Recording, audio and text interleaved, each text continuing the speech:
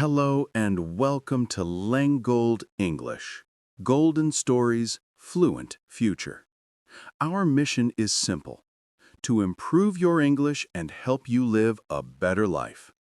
We take complex topics and make them easy to understand, no matter your English level. Today, you're not just learning English, you're discovering the most extraordinary survival story ever documented. From a simple rugby trip to surviving 72 days of freezing hell in the Andes Mountains, you will learn how ordinary people can make extraordinary decisions when facing death, how moral boundaries can be crossed for survival, and how trauma can either destroy or transform human souls forever.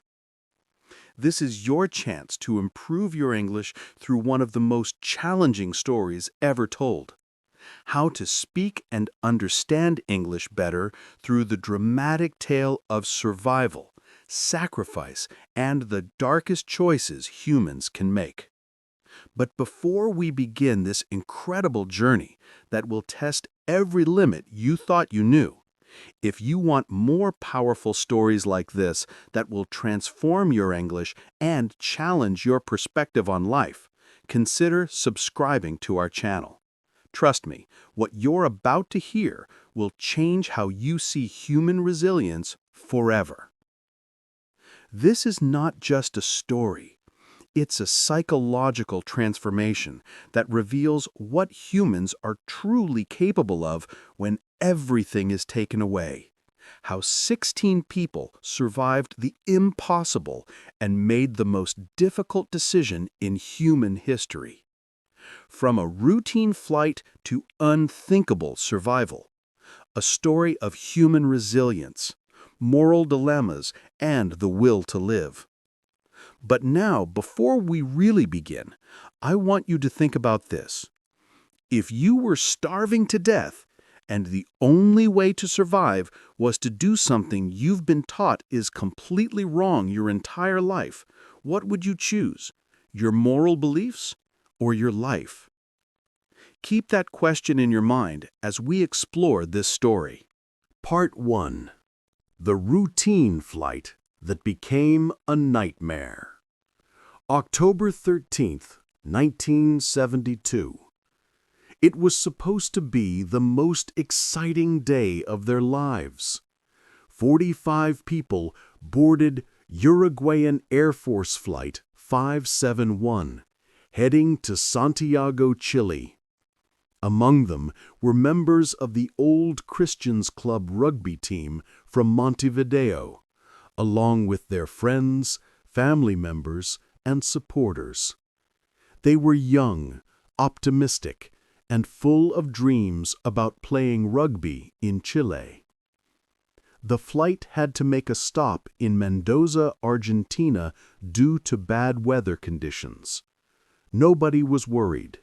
These were experienced pilots flying a reliable aircraft. The passengers spent the night in Mendoza, laughing, playing cards, and talking about their upcoming matches. They were just ordinary people, students, professionals, mothers, fathers, and teenagers who had their whole lives ahead of them. On October 13th, the weather seemed better, and they took off again. As they flew over the magnificent Andes Mountains, some passengers pressed their faces against the small windows, amazed by the incredible landscape below. The peaks looked like giant white teeth cutting through the blue sky. Nobody imagined that this beauty would become their prison. The pilots thought they had crossed the mountains successfully, but they were tragically wrong.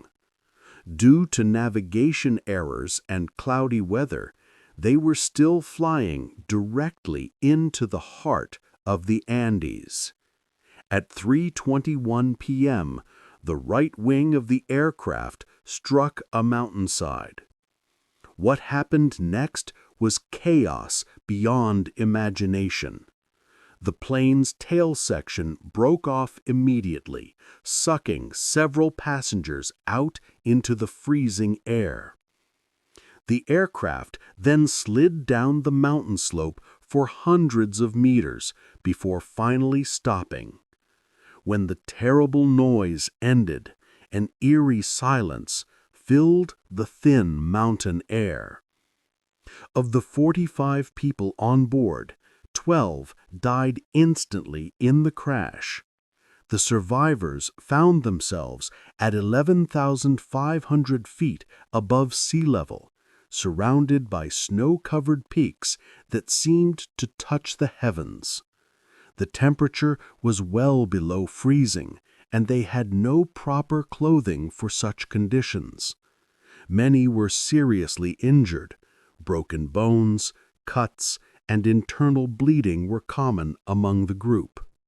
The aircraft's fuselage, though damaged, provided some shelter from the deadly wind. As the survivors gathered inside what remained of the plane, they tried to understand their situation. They had no communication equipment, very limited food supplies, and no survival gear. But they had something more powerful than any equipment. They had hope. Part 2. Hope turns to desperation. The first few days were filled with optimism.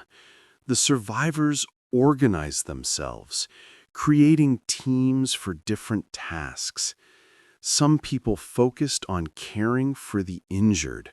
Others searched through the wreckage for useful materials, and a few tried to signal for help. They believed rescue teams were already looking for them, and that salvation would come soon. Roberto Canessa, a 19-year-old medical student, became one of the group's leaders. Despite having no real medical experience, he tried his best to treat the wounded. Nando Parado, whose mother and sister had died in the crash, channeled his grief into determination to survive. These young men, along with others, like Gustavo Zerbino and Fernando Strauch, became pillars of hope for the group. The survivors had found some food in the aircraft, a few chocolate bars, some crackers, and several bottles of wine. They divided these supplies carefully, giving each person tiny portions that could barely sustain a child, let alone adults fighting against extreme cold and high altitude. On the radio, they heard devastating news. The search had been called off after 8 days. The authorities had concluded that nobody could survive in such conditions for so long. The survivors listened in horror as the radio announced their own deaths to the world. In that moment, they realized a terrible truth. If they were going to live, they would have to save themselves. As days passed, their physical condition deteriorated rapidly. The extreme altitude made every breath difficult. The cold was so intense that several people developed severe frostbite. Worse still, 2 avalanches hit the aircraft, killing 8 more people and burying the fuselage under tons of snow. By the end of the second week, 22 people had died, leaving only 16 survivors. They were starving, freezing, and rapidly losing strength. The small amount of food they had found was already finished. They sucked on pieces of leather and ate toothpaste, but these provided no real nutrition. It was during this period of deepest desperation that the survivors faced the most difficult decision in human history. They looked at the bodies of their friends, preserved by the freezing temperatures, and realized that their choice was simple yet unthinkable: eat human flesh or die. The internal struggle was enormous. These were religious people who had been taught that the human body was sacred. They were civilized individuals who had never imagined such a scenario. But they were also human beings who wanted to live, to see their families again, to have futures. Part 3. The unthinkable decision. The decision to resort to cannibalism was not made lightly or quickly. For days, the survivors debated this terrible choice. Some argued that it was necessary for survival. Others felt it was morally wrong and preferred to die with their dignity intact. Roberto Canessa, the medical student, presented the decision in clinical terms. He said, "We have protein here." He pointed to the bodies of their deceased friends. "If we don't eat, we will die. If we die, no one will ever know what happened to us, and no one will be able to tell our families that we love them." The religious members of the group struggled deeply with this decision. They prayed, seeking guidance from God about whether this act would damn their souls.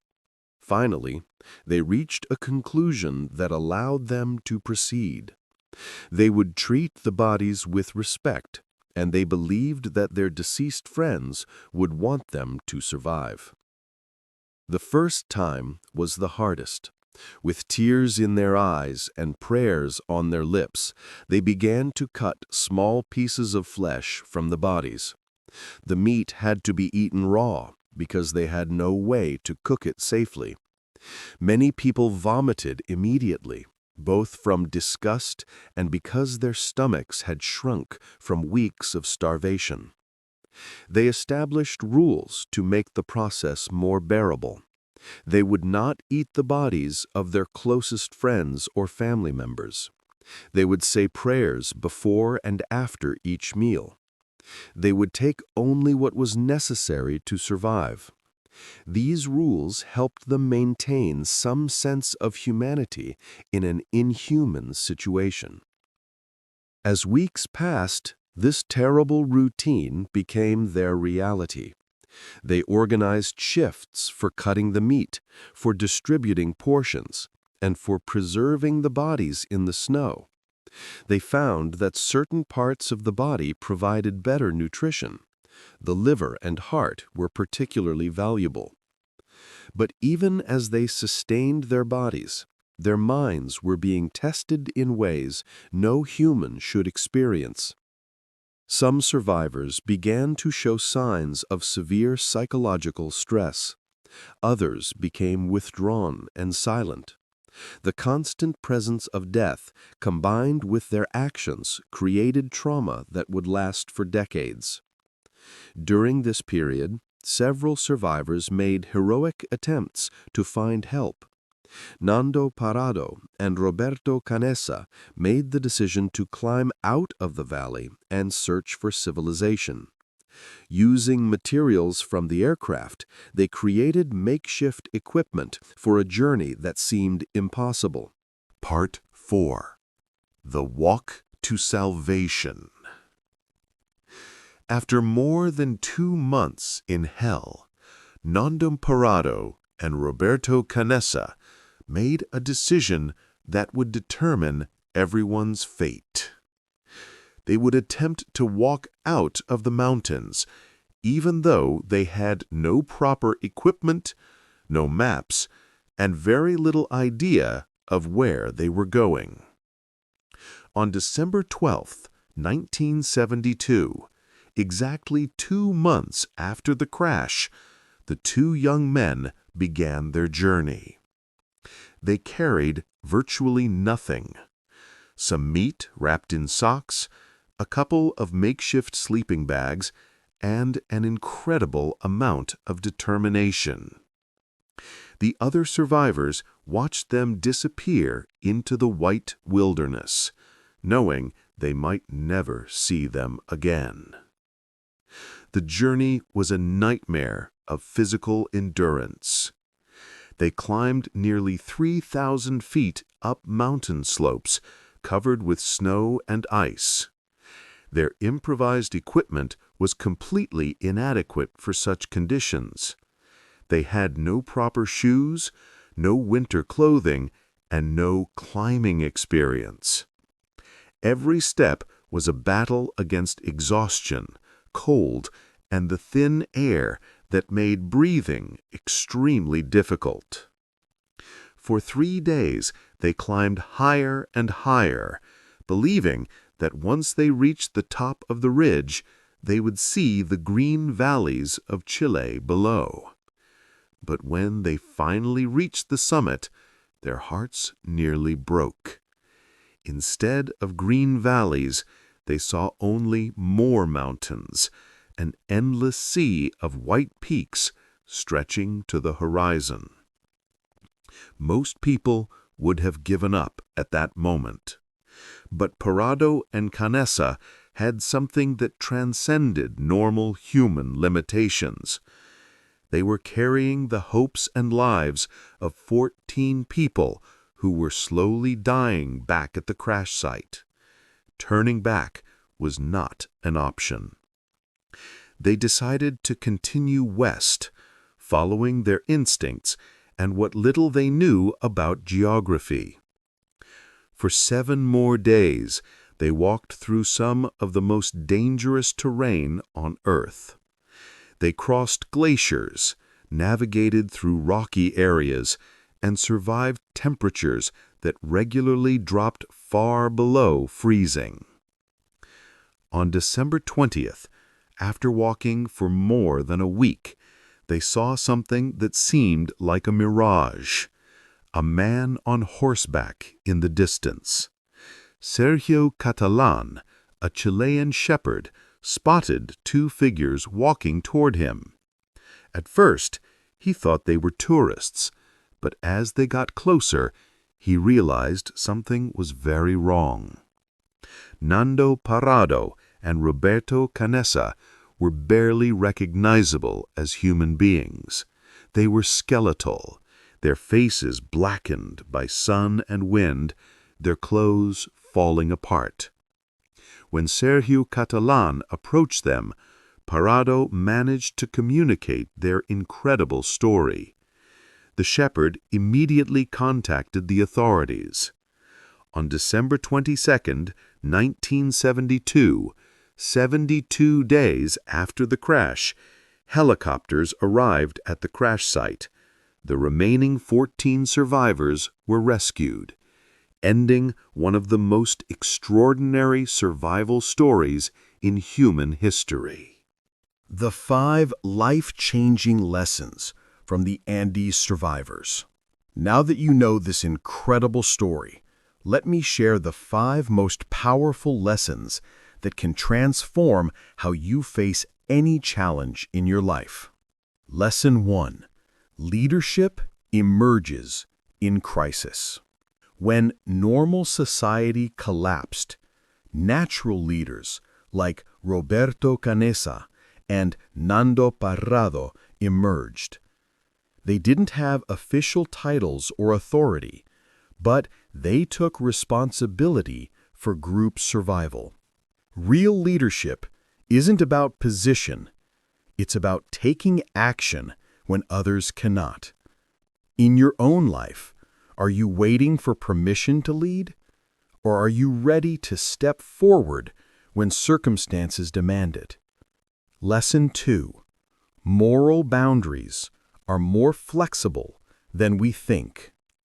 The survivors crossed what many consider the ultimate moral boundary, cannibalism, yet they maintained their humanity through respect, prayer, and necessity. This teaches us that absolute moral positions are often luxuries of comfortable circumstances. When faced with impossible choices, we must find ways to preserve our core values while adapting to extreme realities. Lesson 3. Hope must be balanced with action. For the first weeks, the survivors hoped for rescue while taking minimal action. Only when they abandoned passive hope and embraced active survival did they succeed. Hope without action is just wishful thinking. In your challenges, are you waiting for external salvation, or are you creating your own rescue? Lesson 4. Small groups can achieve the impossible. Two men with no proper equipment, no experience, and no reasonable chance of success walked through the Andes Mountains and saved 14 lives. They succeeded because they had clear purpose and absolute commitment. When you truly commit to something, not just want it, but commit everything to it, ordinary people can achieve extraordinary results. Lesson 5. Trauma can become strength. Many survivors struggled with psychological effects for decades, but others used their experience to help people and advocate for survival training. The same extreme experience that could destroy someone can also create incredible strength and wisdom. Your worst experiences can become your greatest sources of power if you choose to transform them rather than be defeated by them. If you watched this entire video, I want you to know something very important about the story you just heard and about your own capacity for survival. You are not your comfort zone. You are your response to impossible situations. The 16 survivors of Flight 571 were ordinary people, students, athletes, professionals, just like you. They had no special training, no survival experience, no superhuman abilities. But they had something that transcends all limitations. They refused to accept death as their only option. Yes, they made choices that seem unthinkable to us in our comfortable lives. Yes, they crossed moral boundaries that most of us pray we never have to cross. But look at what they achieved. They turned 72 days of hell into a testament to human resilience that continues to inspire millions of people around the world. The real lesson is not about extreme survival tactics. The real lesson is about discovering strength you never knew you possessed when everything familiar is taken away from you. From today, I want you to say, I will not be defeated by circumstances that seem impossible. I will find strength I didn't know existed. I will choose action over despair, purpose over comfort, and life over death. If you found power in this story, subscribe to this channel, like this video, comment below with the most difficult challenge you're currently facing, and share this story with someone who needs to discover their own incredible strength. Transform your English, transform your perspective, transform your belief in what's possible. Remember the 16 survivors every time you think something is impossible. You are not your limitations. You are your will to survive and thrive against any odds.